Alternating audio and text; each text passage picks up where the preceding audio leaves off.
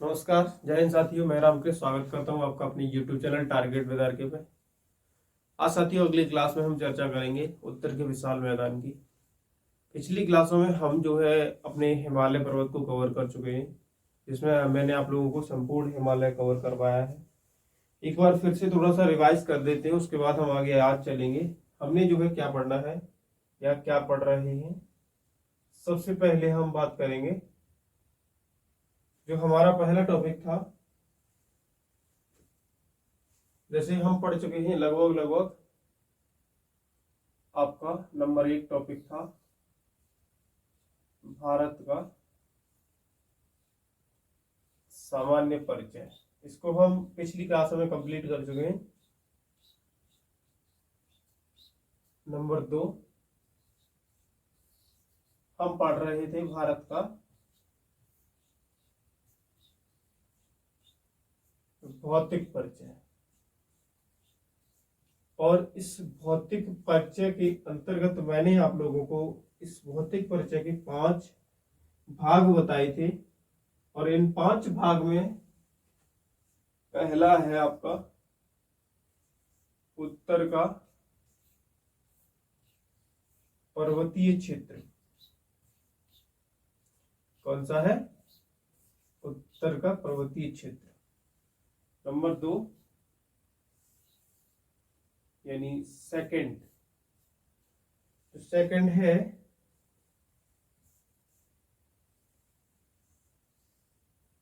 वो है आपका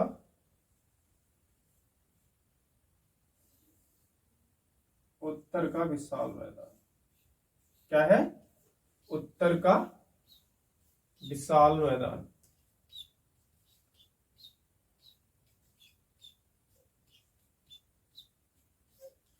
उत्तर का विशाल मैदान, ठीक है। नंबर 3 हमारा होगा प्रायद्वीपीय भारत।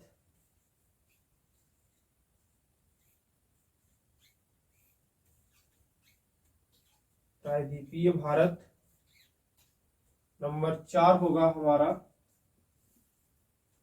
समुद्र तटीय मैदान एवं द्वीप समूह। नंबर 4 हमारा होगा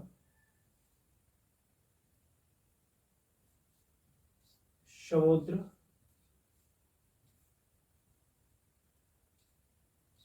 तटीय मैदान एवं द्वीप समूह। इनको डिटेल में डिस्कस करेंगे, ठीक है। द्वीप समूह सबसे, और नंबर 5वां होगा आपका थार का रेगिस्तान या थार का मरुस्थल। थार का मरुस्थल, ठीक है। ये सबसे पहला टॉपिक मैंने आप लोगों को कंप्लीट करा दिया पिछली क्लासों में। आप लोग पीछे जाके प्लेलिस्ट में चेक कर सकते हैं, ज्योग्राफी वाई आर के सर में भारत का सामान्य परिचय। और दूसरा टॉपिक लेके चल रहे थे हम, जिसमें मैंने आप लोगों को भारत के भौतिक परिचय के बारे में बताना था। और इस भौतिक परिचय के अंतर्गत जो है मैंने आप लोगों को लगभग उत्तर का पर्वतीय क्षेत्र कंप्लीट करा दिया था, जिसमें मैंने आप लोगों को क्या बताया था कि हिमालय को जो है हमने उत्तर के पर्वतीय क्षेत्र को 2 भागों में अपने अध्ययन की दृष्टि से बांटा है। पहला श्रेणियों के आधार पर और दूसरा था आपका प्रादेशिक विभाजन के आधार पर। तो उनमें श्रेणियों के आधार पर मैंने आप लोगों को ट्रांस हिमालय बताया था। ट्रांस हिमालय में मैंने काराकोरम, जौस्कर, लद्दाख और काराकोरम, लद्दाख और जौस्कर के बारे में बताया था, ठीक है। इसके अलावा मैंने जो है आप लोगों को जो तीसरी श्रेणी थी, जिसे हम मुख्य हिमालय बोलते थे, मुख्य हिमालय में मैंने आपको महान हिमालय यानी ग्रेटर हिमालय या सर्वोच्च हिमालय या हिमाद्री या आंतरिक हिमालय के बारे में बताया। और मुख्य हिमालय के अंतर्गत ही मैंने आप लोगों को मध्य हिमालय, हिमाचल हिमालय या जो है लघु हिमालय के बारे में बात की, मध्य हिमालय के बारे में भी आप बात की थी। उसके बाद अगली क्लास में मैंने जो है उसी क्लास में मैंने जो है आप लोगों को शिवालिक के बारे में या लघु हिमालय के बारे में बताया था। साथ ही साथियों अब जब हम पूर्वी हिमालय की बात करते थे, पूर्वी हिमालय की बात की थी, तो उसमें मैंने आपको जो पूर्वोत्तर भारत में जितनी भी पहाड़ियां हैं, हिमालय का क्या क्या विस्तार है, अंतर्राष्ट्रीय विस्तार क्या है, इन सारी चीजों के बारे में बताया था। प्रादेशिक विभाजन में मैंने आप लोगों को क्या बताया था कि हमारे जो हिमालय का है वो विभाजन 4 भागों में किया गया है प्रदेश के अंदर। यानी नदियों के आधार पर सिडनी बुराड़ नामक व्यक्ति ने हिमालय पर्वत को 4 भागों में बांटा, जिसमें कश्मीर हिमालय हो गया आपका, ठीक है, हुमायूं हिमालय होगा, नेपाल हिमालय हो गया, और आपका असम हिमालय हो गया। आज हम अगले टॉपिक पे चर्चा करेंगे, जिसमें हमारा टॉपिक रहेगा उत्तर का विशाल मैदान। कौन सा टॉपिक रहेगा? उत्तर का विशाल मैदान। दरअसल हम थोड़ी सी चीजों को यहाँ पे मैप पे भी समझ लेते हैं कि मैप में क्या क्या है, इंडिया के मैप में, उसके बाद हम आगे चलेंगे। ये वाला जो एरिया आप देख रहे हैं यहाँ पर, ये वाला एरिया जो है वो क्या है? उत्तर का पर्वतीय क्षेत्र। उसके बाद ये जो ग्रीन कलर का एरिया देख रहे हैं आप, ये वाला, इसी के समानांतर बिल्कुल लगभग दक्षिण में भारत में जो ये एरिया देख रहे हैं आप, इसे हम जो है पंजाब का मैदान, या कहें सिंधु सतलज का मैदान, सिंधु सतलज का मैदान, गंगा यमुना का मैदान, या ब्रह्मपुत्र का मैदान भी बोलते हैं, ठीक है। इसके अलावा ये वाली जो आप रेंज देख रहे हैं, ये वाला जो एरिया देख रहे हैं, वो क्या है? हमारा तीसरा प्रायद्वीपीय भारत। इसको भी हम आगे की आने वाली क्लासों में अध्ययन करेंगे। इसके अलावा समुद्र तटीय मैदान एवं जो द्वीप समूह है हमारे अंडमान निकोबार एवं लक्षद्वीप, इनका हम अगली क्लास में अध्ययन करेंगे। समुद्र तटीय मैदान एवं द्वीप समूह, और इसके अलावा आपका थार का डेजर्ट जो है उसको भी हम जो है क्या करेंगे? अध्ययन करेंगे, ठीक है। चलिए हम चलते हैं आज अपनी पहली क्लास को लेकर के,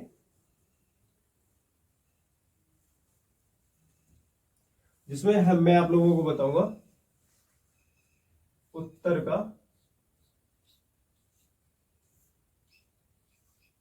विशाल मैदान।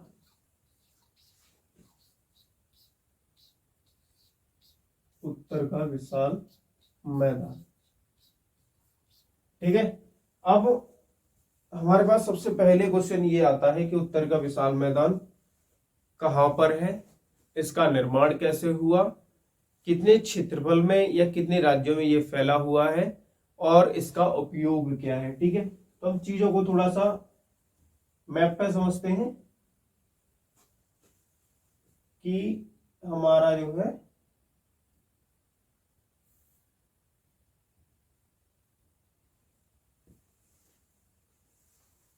उत्तर का विशाल मैदान, यहां पे देखिए बेटा, ठीक है।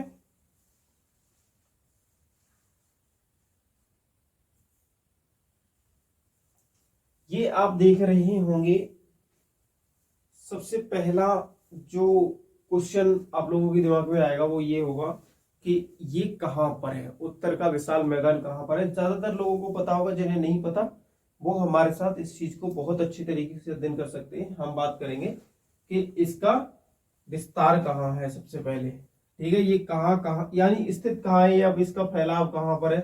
तो ये बेटा आपके पंजाब हरियाणा, पंजाब हरियाणा राजस्थान का हिस्सा थोड़ा सा, दिल्ली, उत्तर प्रदेश, बिहार, बिहार के बाद आपका पश्चिम बंगाल, पश्चिम बंगाल के बाद आपका बांग्लादेश को हम छोड़ देते हैं, और ये आसाम का लगभग एरिया।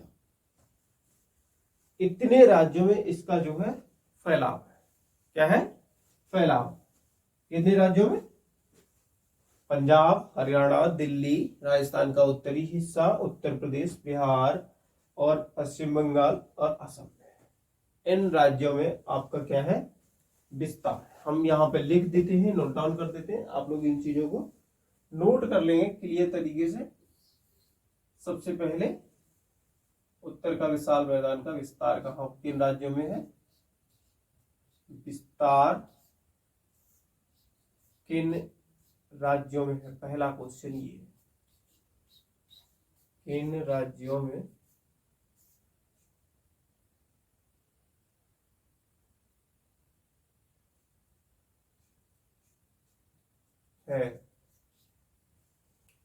नंबर 1 पंजाब में, कहां पे बेटा, पंजाब,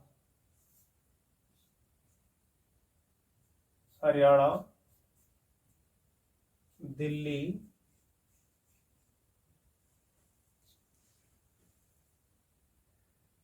यूपी, बिहार, वेस्ट बंगाल यानी पश्चिम बंगाल, आसाम, इतने राज्यों में जो है इसका क्या है, विस्तार है। क्लियर, विस्तार समझ में आ गया। यानी ये वाला मैदान जो है, जो हमारे पंजाब, हरियाणा, दिल्ली, उत्तर प्रदेश, बिहार, पश्चिम बंगाल और असम राज्यों में फैला हुआ है, ये हमारा क्या है, उत्तर का विशाल मैदान है। आगे हम चर्चा करेंगे कि इस मैदान का जो है निर्माण कैसे हुआ, क्या इस मैदान का निर्माण कैसे हुआ।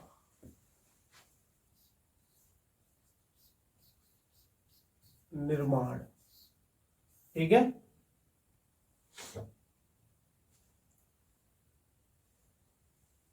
उत्तर के विशाल मैदान का निर्माण। तो अभी इससे पहले हमने आप लोगों को जो अध्ययन कराया था वो कराया था आपको हिमालय पर्वत के बारे में, ठीक है। और हिमालय पर्वत जो आपका, जिसकी ऊंचाई मुख्य हिमालय में, जब हम बृहद हिमालय या ग्रेट हिमालय पढ़ते हैं तो वहां पर जो हिमरेखा मैंने आप लोगों को बताया था 5500 मीटर से ऊपर है और यहाँ की औसत ऊंचाई 6100 मीटर है। तो वो वाला एरिया जो है वर्ष भर बर्फ से घिरा रहता है और जब बर्फ से घिरा रहता है तो वहां पर बहुत बड़े बड़े ग्लेशियर बन जाते हैं और उन ग्लेशियरों से ही जो है क्या होता है, नदियों का निर्माण होता है या उद्गम होता है। जो नदियां जब यहां से निकलकर, यानी इस ग्लेशियर से निकलकर जब यहां पर आती हैं इस एरिया में, जब ये नदियां यहां से निकलकर कहाँ आती हैं, इस एरिया में आती हैं, तो ये अपने साथ यहां से क्या लेकर के आती हैं बेटा, नदियों के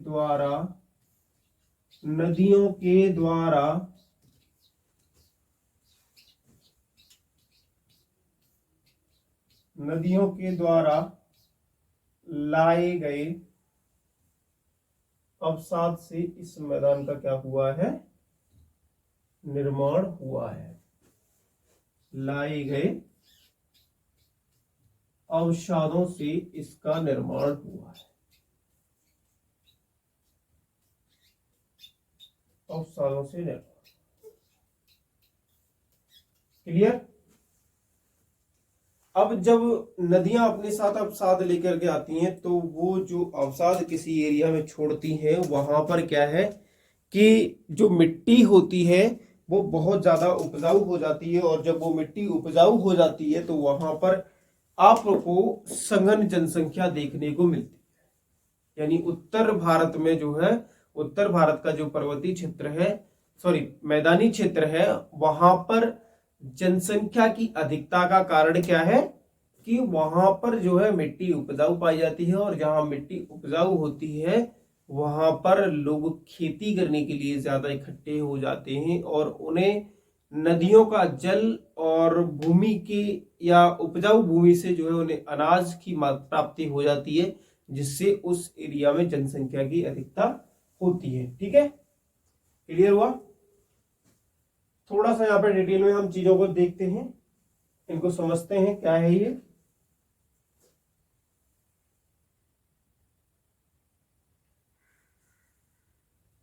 अभी हमने आपको पीछे बताया वही यहाँ पर है। उत्तरी पर्वतीय भाग हिमालय पर्वत श्रृंखला के दक्षिण में, बिल्कुल जैसे हिमालय पर्वत ये है, इसके दक्षिण में आपको एवं दक्षिणी पठार यानी प्रायद्वीपीय पठार है उसके मध्य में। अभी आप लोगों को मैप पे भी मैं बता दूंगा, दक्षिणी पठार यानी प्रायद्वीपीय पठार के उत्तर में एक तो इधर मान लीजिए आपका हिमालय पर्वत है इस तरीके से, ठीक है, और हिमालय पर्वत के दक्षिण में क्या है आपका उत्तर का विशाल मैदान और उसके दक्षिण में क्या है प्रायद्वीपीय पठार। तो प्रायद्वीपीय पठार के उत्तर में क्या हो जाएगा उत्तर का विशाल मैदान, वही यहां पर बताया गया है।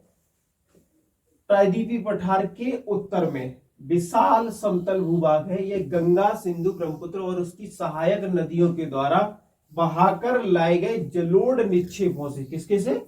जलोढ़ निक्षेपों से इसका जो है निर्माण हुआ है इस मैदान का। पीछे मैं आप लोगों को इस चीज के बारे में बता चुका, ठीक है। नदियों के द्वारा बहाकर लाए गए जलोढ़ निक्षेपों से मैदान का निर्माण हुआ, इसीलिए इसे सिंधु गंगा ब्रह्मपुत्र का मैदान भी कहा जाता है। सिंधु गंगा ब्रह्मपुत्र का मैदान भी कहा जाता है, ठीक है। आगे इसका विस्तार लगभग भारत के 7.5 लाख वर्ग किलोमीटर क्षेत्रफल पर, कितने पर? 7.5 लाख क्षेत्रफल वर्ग किलोमीटर पर है। इस मैदान की पूर्व से पश्चिम लंबाई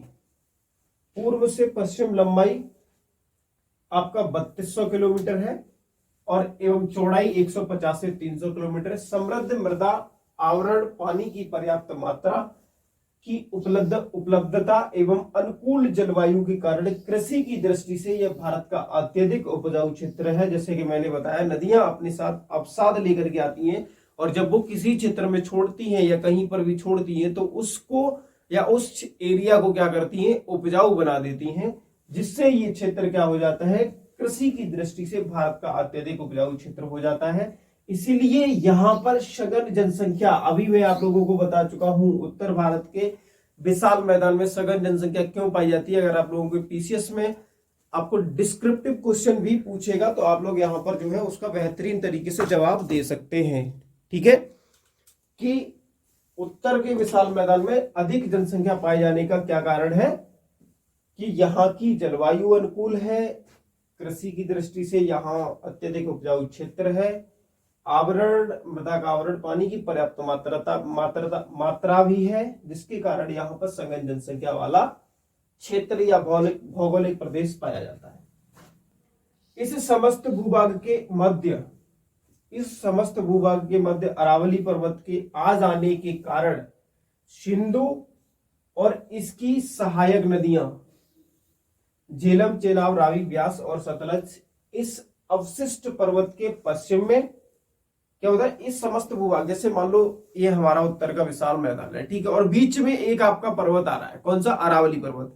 इधर भी आपका पंजाब, हरियाणा और सिंध क्षेत्र है, पाकिस्तान का जो मतलब बोलते हैं इसे हम सिंध क्षेत्र है, तो वो, और इधर आपका उत्तर प्रदेश, बिहार, आपका झारखंड, पश्चिम बंगाल और आसाम में, तो बीच में क्या आ रहा है? अरावली पर्वत आ रहा है। तो अरावली पर्वत के मध्य में आ जाने के कारण क्या होता है? सहायक नदियां इस अवशिष्ट पर्वत के पश्चिम में, कुछ नदियां इसके पश्चिम में बहती है और तथा गंगा एवं उसकी सहायक नदियां इसके पूर्व में बहती। अब इसको थोड़ा सा हम मैप पे समझते हैं बेटा, यहां पर समझते हैं मैप कहां है हमारा, उसको थोड़ा सा यहां चीजों को समझते हैं। जैसे ये अरावली रेंज आ गई है, एक मिनट इसको डिलीट कर देते हैं, थोड़ा सा वेट करेंगे, ठीक है। यहां पे थोड़ा सा भी कुछ चीजें जो मैंने आप लोगों को पिछली क्लास में बताई, अभी पीछे बताया था, उनको यहां पे मैप पे समझिए।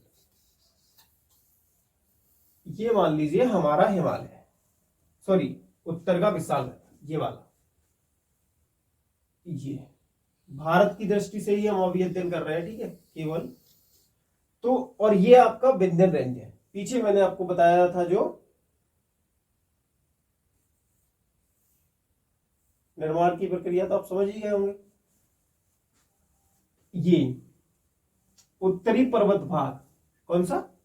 उत्तरी पर्वत भाग, ये वाला एरिया, ये उत्तरी पर्वत भाग है। इसके दक्षिण में और आपके जो प्रायद्वीपीय भारत है उसके उत्तर में मैदान का विस्तार है, ठीक है।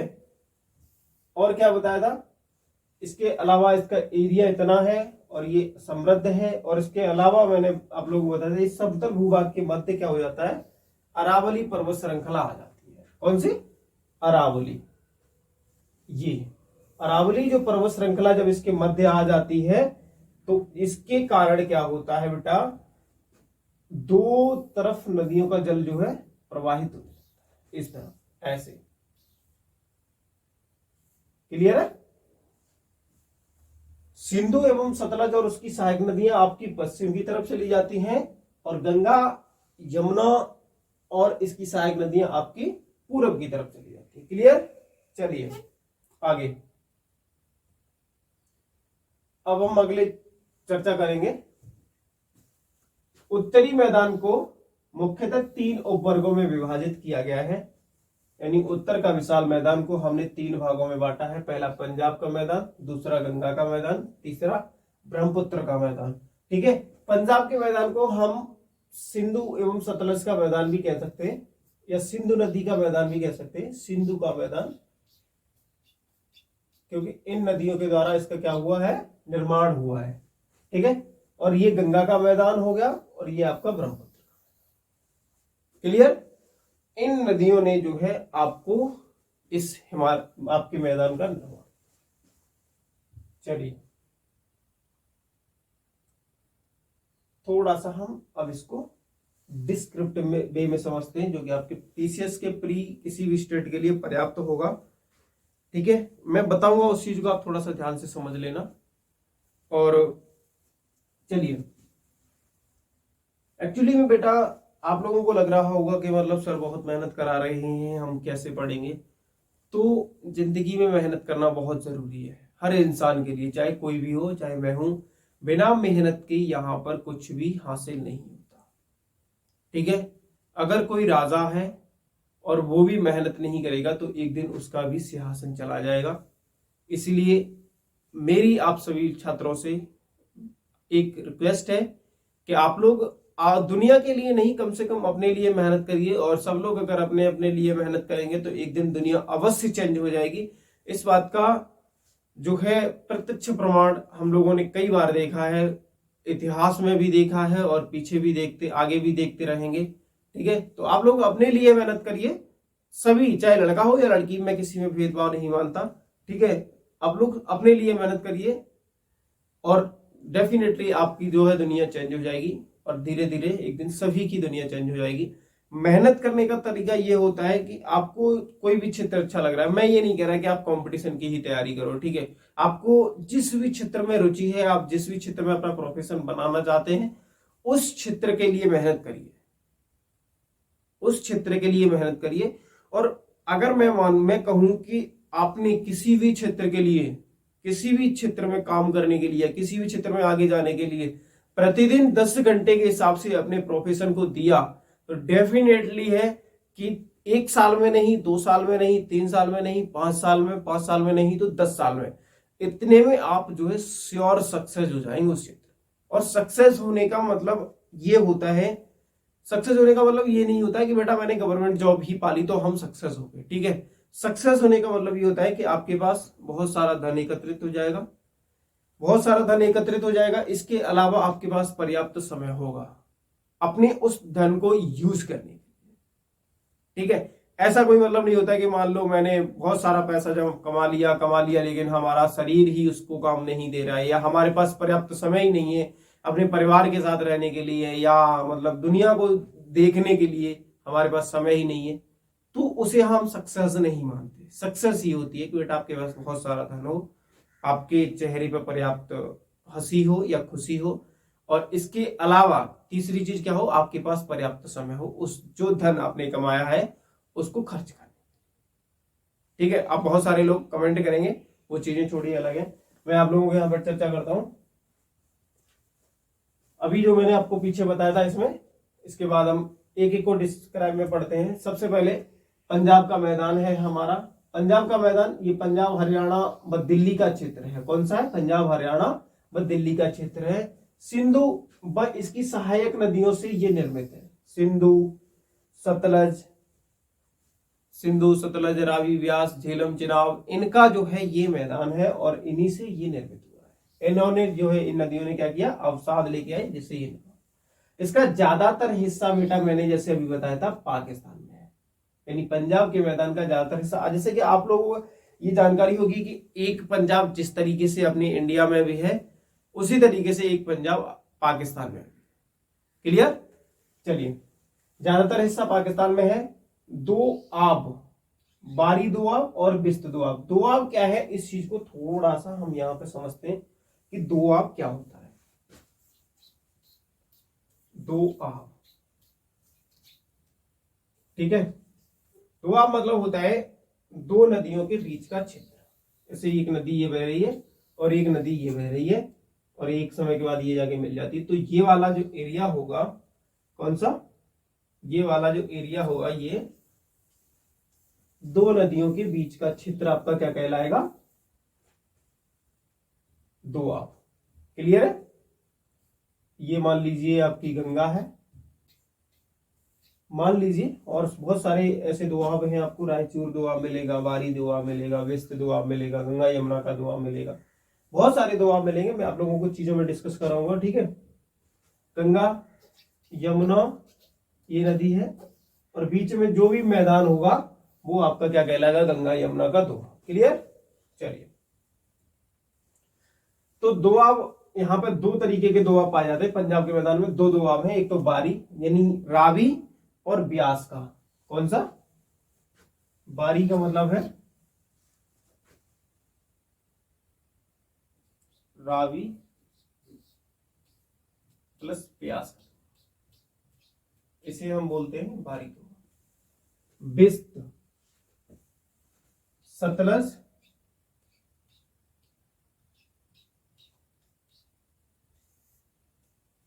और आपका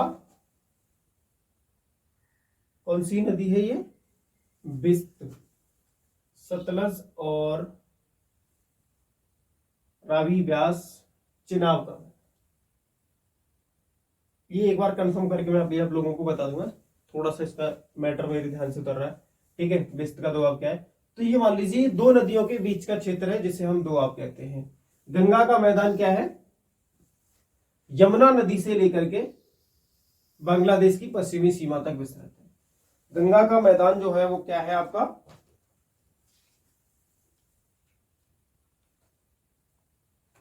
यमुना नदी से लेकर के इसका विस्तार जो है कहां तक है आपका, बांग्लादेश की पश्चिमी सीमा तक। इसे हम, इसमें दो तीन तरीके के दोआब आते हैं। गंगा यमुना का दोआब है, रोहेलखंड का मैदान यानी जो बरेली और आपका रामपुर के आसपास का क्षेत्र है। अवध का मैदान जो लखनऊ के आसपास का क्षेत्र है। बिहार में अन्य नदियों का क्षेत्र भी गंगा के मैदान के अंतर्गत ही आता है। जैसे जो भी गंगा की सहायक नदियां हैं, बिहार में आपका घाघरा हो गया, ठीक है, और बहुत सारी नदियां वहां पे प्रवाहित होती हैं, जिनमें कोसी हो गया। ठीक है, तो ये इन नदियों का मैदान बिहार में पड़ता है, इसलिए इसे हम गंगा का मैदान कहते हैं। ब्रह्मपुत्र का मैदान विशेषकर असम राज्य में, सदिया एक स्थान है असम में, वहां से लेकर धुबरी, ये लास्ट पॉइंट है, अरुणाचल प्रदेश की सीमा तक। ठीक है, सदिया एवं धुबरी तक ये फैला हुआ है। मांजुली द्वीप यही है, मांजुली द्वीप कहा, किस नदी में, ब्रह्मपुत्र नदी में मांजुली द्वीप। ठीक है, मांजुली द्वीप कैसे बन रहा है एक्चुअल में, हम इसको थोड़ा सा समझ, ठीक है, और उसके बाद हम ये बाढ़ ज्यादा आती है ये भी बताएंगे। जैसे मान लीजिए एक नदी ये प्रवाहित हो रही है, मांजुली द्वीप का किस तरीके से निर्माण हुआ है ये प्रक्रिया हम आप लोगों को यहाँ पे बता रहे हैं। ठीक है,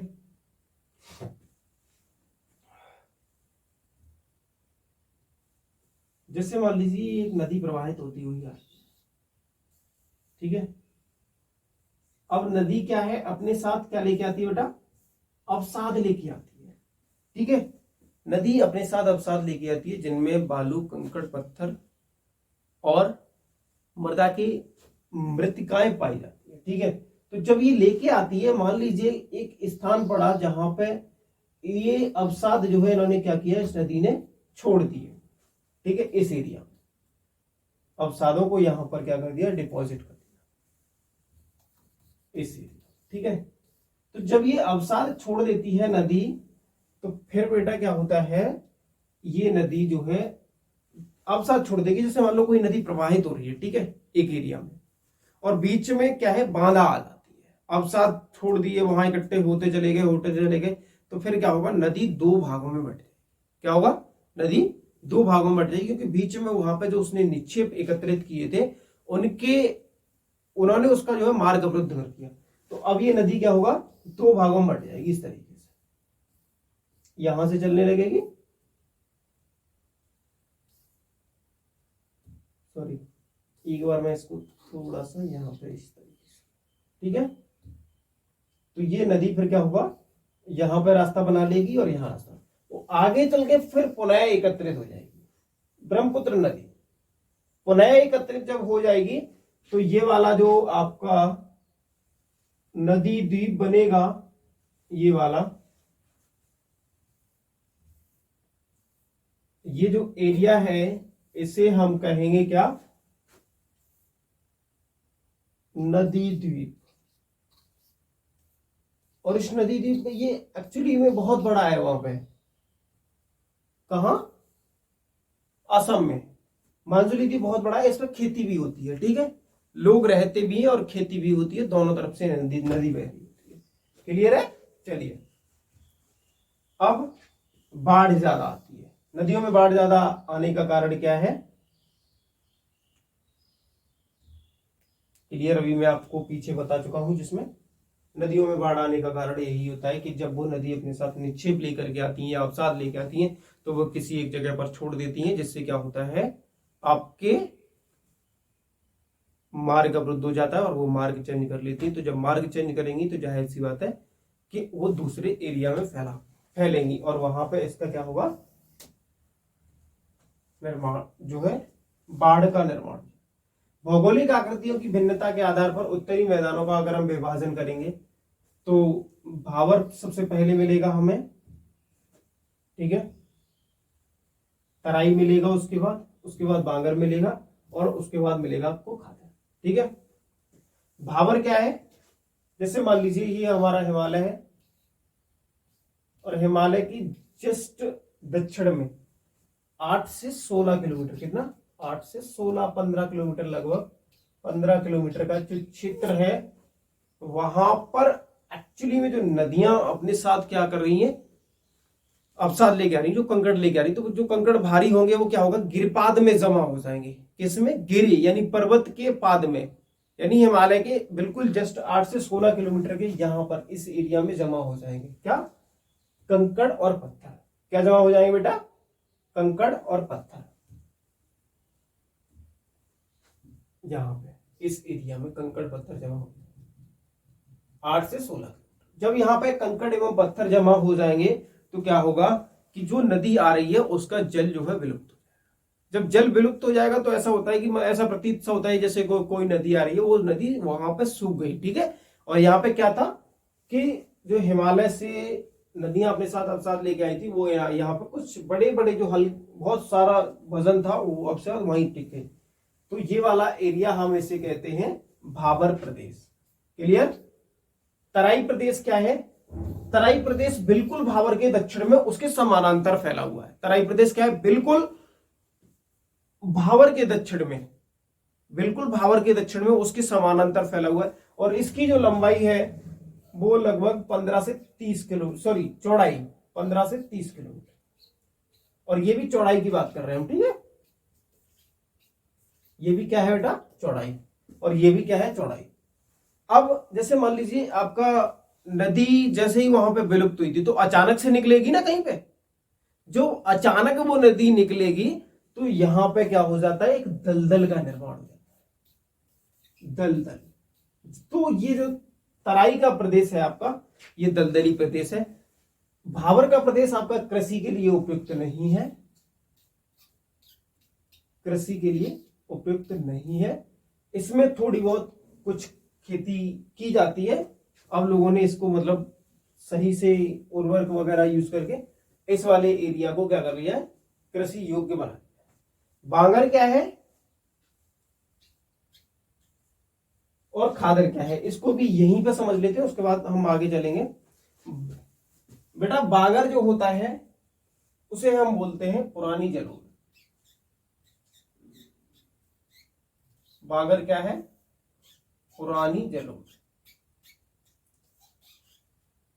और खादर क्या है, नवीन जलोढ़। ठीक है, अगले पेज पे हम इस चीज को समझते हैं। क्लियर।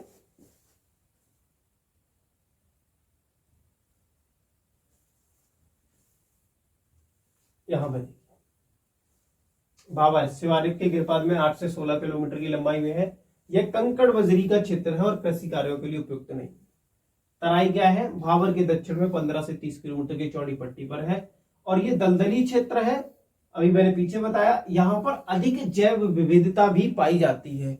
यहाँ पर अधिक जैव विविधता, बायोडायवर्सिटी भी पाई जाती है। ठीक है, अब देखो थोड़ा सा यहाँ पे एक चीज समझ, बागर पुरानी जलोढ़ और खादर नवीन जलोढ़, इसका थोड़ा सा हम डिस्क्रिप्टिव समझते हैं कि जैसे मान लीजिए कोई नदी आ रही है, कोई नदी अपने मार्ग में बह रही है, कोई नदी अपने मार्ग में ये फ्लो कर रही है। ठीक है, अब अचानक क्या हुआ, यहां पर जो है नदी के मार्ग में एक अवरुद्ध आ गया। क्या आ गया, अवरुद्ध कैसे आ जाएगा, बहुत सारे रीजन होते हैं। जैसे मान लीजिए एरिया में नदी फ्लो करती चली आ रही है मैदान में, तो वहां पे क्या है, जब अवसादों को छोड़ेगी तो फिर वो अवसाद एकत्रित हो जाएंगे। ये समय एक दो वर्षों का समय नहीं होता, बहुत सारे वर्षों का समय होता है, लाखों वर्षों का समय होता है। तो यहाँ पर जब ये अवसाद एकत्रित कर देती है तो क्या होता है, नदी अपना मार्ग परिवर्तित करने पर विवश हो जाती है। मार्ग परिवर्तित करने पर विवश क्यों हो जाती है, क्योंकि उसे जो है आगे क्या नहीं मिलता, मार्ग परिवर्तित करने पे विवश क्यों हो जाती है, क्योंकि आगे जाने का उसके पास रास्ता नहीं होता। तो ये नदी फिर जो है इस तरफ से या इस तरफ से या साइड से निकलने की कोशिश करती है। ठीक है, ये एक तरीके से हम कह सकते हैं कि इसे नदियों में क्या होता है, बाढ़, यानी ये वाला एरिया जहां पे पहले कभी बार पानी नहीं पहुंचा था, ये बाढ़ से ग्रस्त है। अब बागर हमारा जो पुराना जलोढ़ है, जैसे मान लीजिए अब ये है, ये वाला एरिया है, यहाँ पे मान लीजिए इस सर्कल तक नदी का बाढ़ का पानी किसी भी घाट से चला जा रहा है, लेकिन ये वाला एरिया यहाँ पे बाढ़ का पानी नहीं जा रहा, तो उससे उस क्षेत्र में क्या होगा, कोई भी नई अवसाद नहीं जमा होंगे, जिससे कोई नई मृदा नहीं बनेगी। और जब नई मृदा नहीं बनेगी, नई मृदा, तो वहां पे क्या रहेगा, पुरानी जलोढ़ ही रहेगी, और पुरानी जलोढ़ को हम कहते हैं बागर। ठीक है, इसी तरीके से जब मान लीजिए जैसे इस एरिया में अभी बाढ़ आई है और ये बाढ़ का पानी एक समय के बाद क्या होता है कि अपने पुनः स्थान पर लौट जाता है, तो यहां पर जो है क्या हो जाएगा, एक नई अवसाद बिछ जाएंगे, और जब वो नए अवसाद बिछेंगे तो वहां आपकी क्या होगी, नए अवसाद बिछने से नई मृदा जब बनेगी, और नई मृदा बनेगी तो उसे ही हम कहते हैं खादर। ठीक है, आपका उत्तर के विशाल मैदान का वर्णन कंप्लीट हुआ यहां पर। इसके बाद हम बेटा अगले टॉपिक में क्लियर करेंगे आप लोगों के लिए प्रायद्वीपीय भारत का पठार। ठीक है, थैंक यू सो मच, बहुत बहुत धन्यवाद। जय हिंद, जय भारत।